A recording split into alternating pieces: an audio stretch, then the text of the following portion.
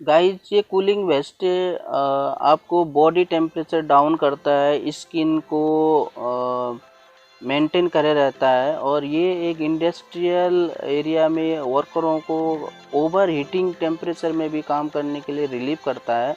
और ये आपका आइस क्यूब पैनल है, इसको आप आइस क्यूब पैनल को आप फ्रीज भी कर सकते हो बाद में यूज होने के बाद। जैसे इसका टेम्परेचर होता है जैसे 1 घंटा, आधा घंटा, पौने घंटा, 3 घंटा, ऐसे इसके बाद आप फिर से इसको फ्रीज में रख करके आइस पैनल को फ्रीज कर सकते हैं। और ये आपके दोस्तों जैसे स्पोर्ट्स में भी यूज होता है, जैसे ट्रैकिंग में भी यूज होता है।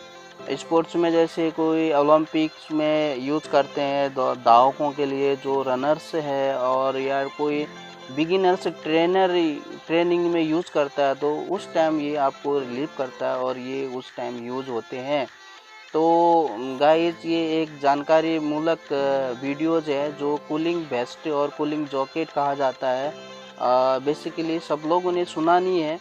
तो इस टाइप की जानकारी के लिए दोस्तों लाइक सब्सक्राइब कर दीजिए, सपोर्ट कर दीजिए। Thanks for watching my video. Thank you.